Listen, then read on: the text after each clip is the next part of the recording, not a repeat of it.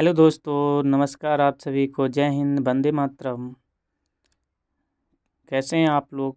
मुझे विश्वास है कि आप सभी अच्छे होंगे और आपका बोर्ड का एग्ज़ाम भी काफ़ी करीब आने वाला है। ऐसे में मैं आप लोगों के लिए लेकर आया हूं मॉडल पेपर 2023 का। ठीक है, ये सभी यूपी बोर्ड के स्टूडेंट के लिए है और साथ ही जो क्वेश्चन है वो सीबीएसई बोर्ड के स्टूडेंट के लिए भी है। ठीक है, चलिए आइए हम लोग हल करते हैं।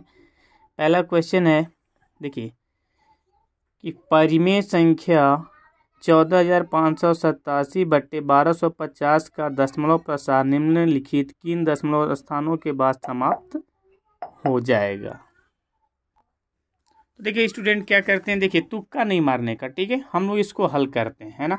आइए हल करते हैं। पहला जो हमारा प्रश्न है, ठीक है, क्या है, 14,587 दशमलव प्रसार पूछ रहा है बट्टे 1250। ठीक है दोस्तों, इससे जब भाग देंगे तो आपको मिलेगा 11.6696। ठीक है, तो यहाँ से ऑप्शन कौन सा सही होगा आपका? यहाँ से ऑप्शन सही हो जाएगा दशमलव के 4 अंक। तो मतलब ऑप्शन कौन सा आप टिक करेंगे? डी। ठीक है, नेक्स्ट जो सेकंड क्वेश्चन है कि दिया है लॉसा बराबर इतना, इन दो संख्याओं का लॉसा तो मसा ज्ञात करना। ठीक है, आपने देखिए तुक्का नहीं मारने का, है ना।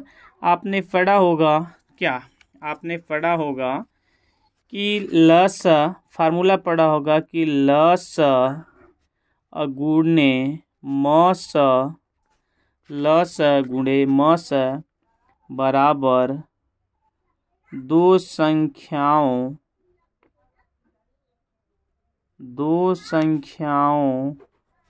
का गुणनफल। ठीक है, लस गुणे मस बराबर दो संख्याओं का गुणनफल।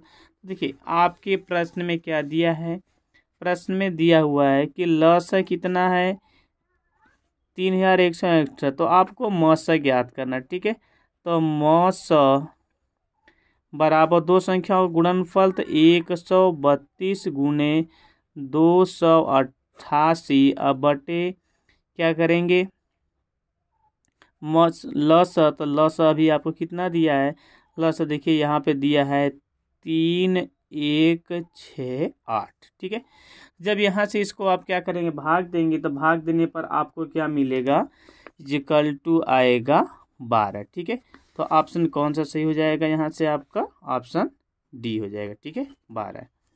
अगला है कि यदि 65 और 117 के एचसीएफ को 65 m माइनस 117 के रूप में व्यक्त किया जाता है तो m का मान है। ठीक है, तो यहाँ से देखिए आप क्या करेंगे, पहले जो आपको संख्या दिया गया है, संख्या क्या दिया गया है, 65 और 117 का, देखिए एचसीएफ निकालेंगे तो 65 को हम लिख सकते हैं 13 गुणे 5 और 117 को लिख सकते हैं 13 गुणे 9। ठीक है, तो यहाँ से मौसा क्या मिलेगा आपका, मौसा हो जाएगा स्टूडेंट 13 हो जाएगा। ठीक है, तो यहाँ से अब आपको क्या ज्ञात करना है, आपसे कह रहा है कि मौसों को इस रूप में व्यक्त किया जाता है। इसका मतलब क्या हो गया कि हम यहाँ से लिख सकते हैं, क्या लिख सकते हैं, 65 m माइनस 117 बराबर 12। देखिए चूंकि मौसा हमारा 13, ठीक है 13, देखिए तुक्का नहीं मारने का, है ना। तो यहाँ से हमें क्या फाइंड हो जाएगा, यहाँ से मिलेगा m इज इक्वल टू 13 प्लस 117/65। इन दोनों को ऐड करेंगे तो 130/65 इज इक्वल टू 2। ठीक है, तो यहाँ से ऑप्शन कौन सा हो जाएगा आपका, बी हो जाएगा, है ना। अगला जो प्रश्न है कि एक भिन्न का अंश उसके हर के 2 गुने से एक अधिक है, यदि हर में 3 जोड़ दिया जाए तो भिन्न का मान 1 हो जाता है। ठीक है, मतलब देखिए यहाँ से आप क्या करेंगे, हल की बात करते हैं, हम हल करते हैं। ठीक है, तुक्का नहीं मारने का, है ना। तो हल करेंगे, हम मान लेते हैं कि जो हमारा भिन्न है ये x/y है। ठीक, तो प्रश्न में क्या कह रहा है दोस्तों, प्रश्न में जो कहा जा रहा है, यहाँ पे कि अंश हर के 2 गुने से 1 अधिक है, मतलब जो अंश है क्या कर रहा है कि अंश हर के 2 गुने से 1 अधिक है। तो यहाँ पे लिख सकते हैं 2y + 1 अपान हर के बारे में क्या कर रहा है, ठीक है। यदि कह रहा है कि यदि हर में 3 जोड़ दिया जाए तो y पहले से 3 जोड़ देंगे तो ये किसके बराबर हो जाएगा, 1 के। तो इसको हल कर लेंगे तो 2y धन 1 बराबर y + 3। तो यदि इसको हम हल कर लेते हैं तो यहाँ से क्या होगा, हमारा जो y का मान निकलेगा y बराबर क्या हो जाएगा, 2 हो जाएगा, ठीक है। तो अब यहाँ से क्या हो जाएगा,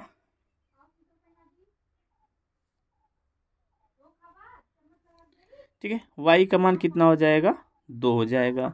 तो अब यहाँ से अगर इसको हम यहाँ पे रख देते हैं तो हमारा जो अंश हो जाएगा क्या हो जाएगा, 2 दूना के 4 1 5 अब बटे यहाँ से क्या हो जाएगा y, तो y का मान 2 है तो 5/2, ठीक है। तो इसमें से हमारा कौन सा ऑप्शन से हो जाएगा, 5/2 ऑप्शन ए सही हो जाएगा, ठीक है।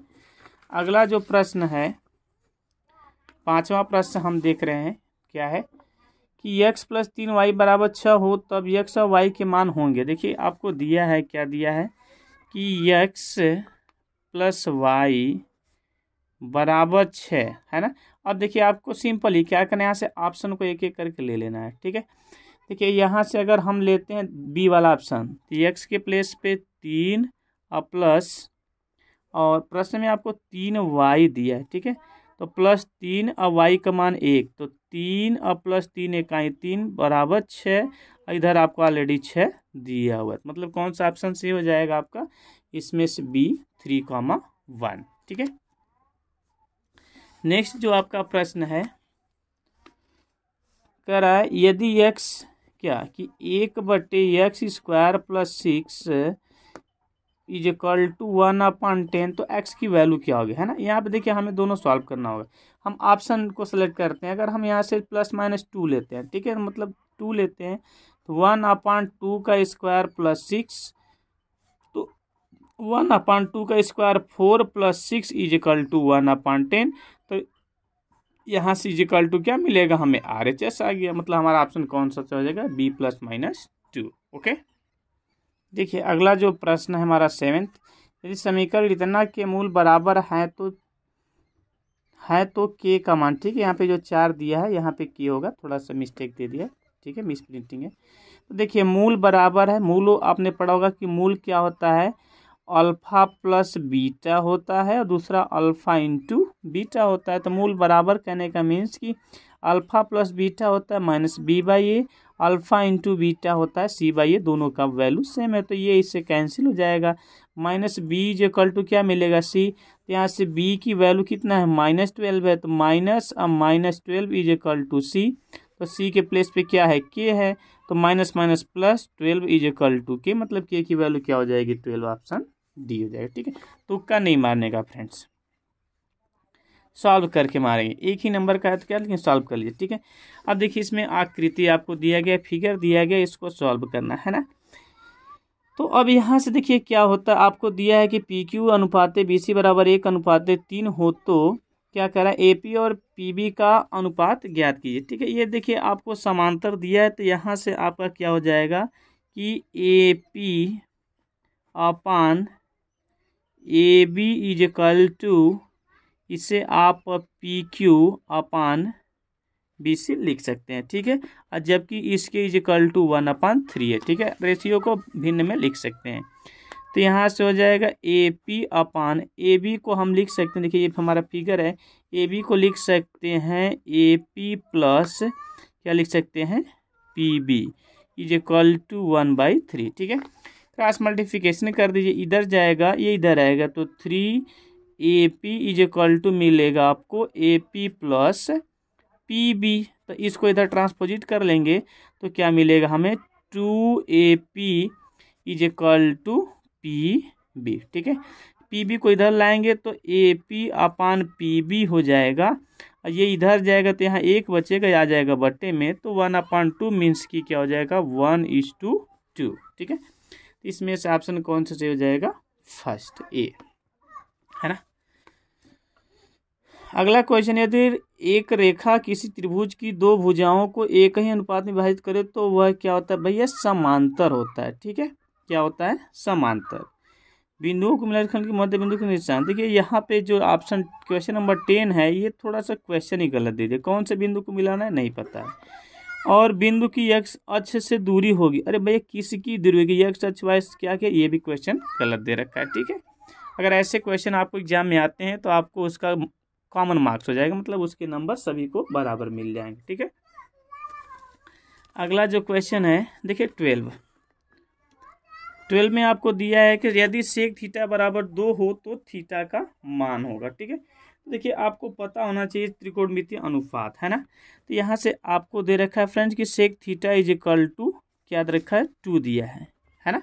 देखिए यही है plus sec theta is equal to 2, तो थीटा की वैल्यू फाइंड करनी है।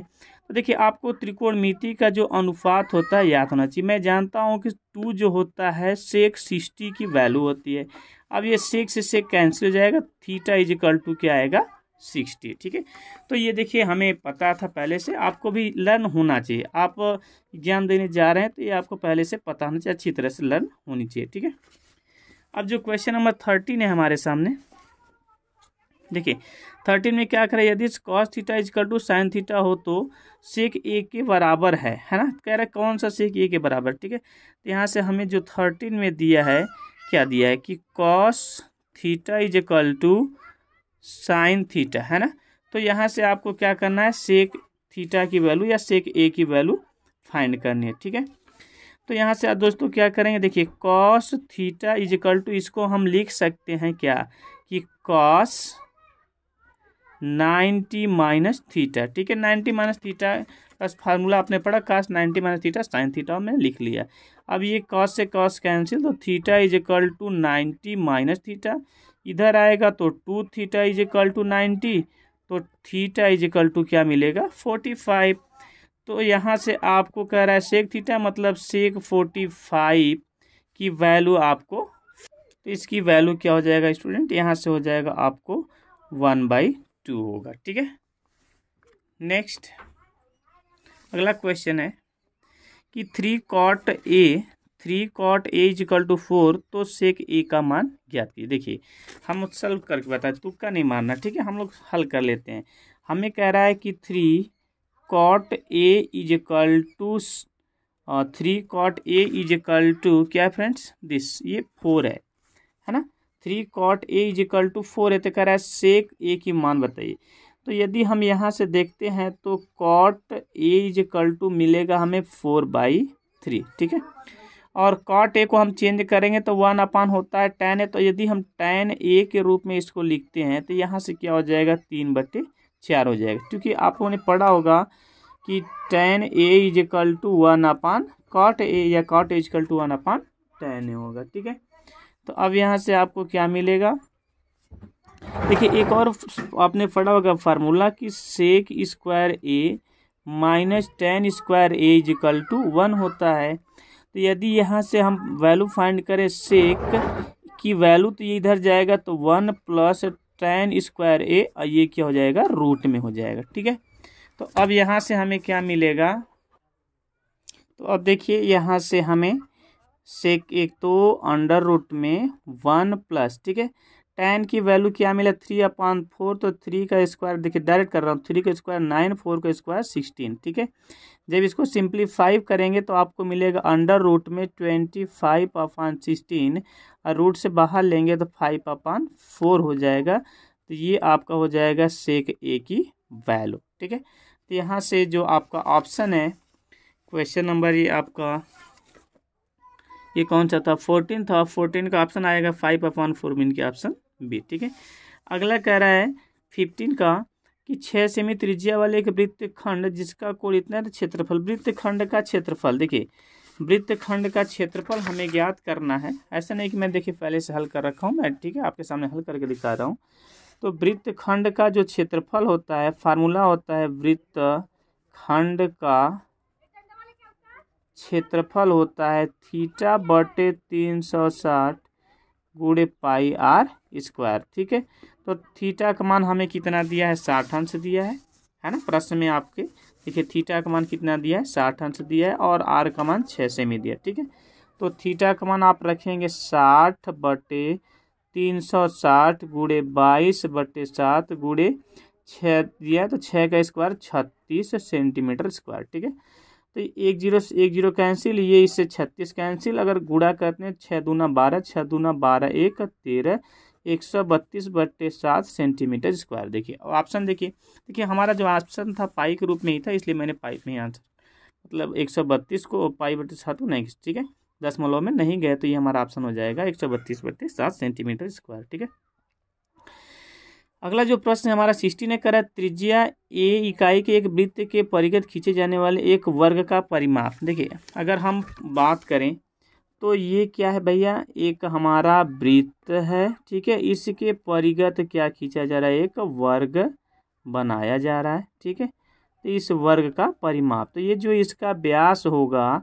ठीक है, प्रश्न हमें क्या करा है, जो त्रिज्या है इसका ए है, तो ये इतना ए है, इधर भी ए है, मतलब ये जो हमारी भुजा हो जाएगी, वर्ग की जो भुजा होगी वो 2a हो जाएगा। ठीक है, तो यहाँ से वर्ग का परिमाप आप लोगों ने पढ़ा होगा कि वर्ग का जो परिमाप होता है वो होता है 4 गुने भुजा। ठीक है, तो 4 इंटू भुजा हमें 2a मिला है, तो 4 2 जा 8 इकाई हो जाएगा।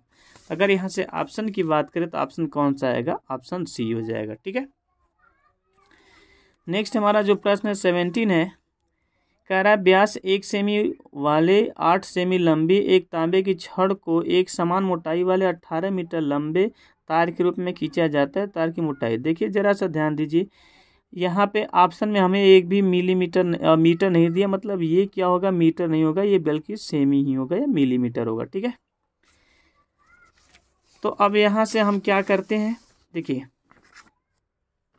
यहाँ से जो हमारा प्रश्न है कि एक तार है, ठीक है, तार है ना, ये तार है, इसको मेल्ट करके बड़ा सा तार बनाया जा रहा है, लंबाई जिसकी बढ़ जा रही है और मोटाई कम हो जा रहा है। ठीक है, तो कह रहा हमें बताइए मोटाई क्या होगा। ठीक है, तो यहाँ से देखिए तार है तो बेलन है, बेलन का आयतन होता है पाई आर स्क्वायर एच, तो R1 बराबर, भाई दोनों का जो आयतन होगा सेम होगा, पाई R2 स्क्वायर H2। ठीक है, H2 दोनों का आयतन क्या होगा, सेम होगा। ठीक है, बस लंबाई में फर्क आएगा और चौड़ाई में। ठीक है, तो ये पाई से पाई कट जाएगा, और आर इसकी जो त्रिज्या हमें दिया है 1 सेमी दिया है, तो व्यास 1 सेमी दिया, त्रिज्या हो जाएगा 1/2 का स्क्वायर इंटू एच कितना दिया है, 8 सेमी दिया है। ठीक है, कितना दिया है, 8 सेमी दिया है। ठीक है, इज इक्वल टू R2 का मान हमें नहीं पता है, H2 का मान दिया है 18 सेंटीमीटर। ठीक है, तो यहाँ से 1/4 into 8 cm is equal to R2, और ये चलाएगा अपान में। ठीक है, तो 4 2 जाए 2 1 जाए 2 2 9 जाए 1/9 इज इक्वल टू R2 है ना, तो यहाँ से अंडर रूट में हो जाएगा, तो ये मिलेगा 1/3 इज इक्वल टू R2।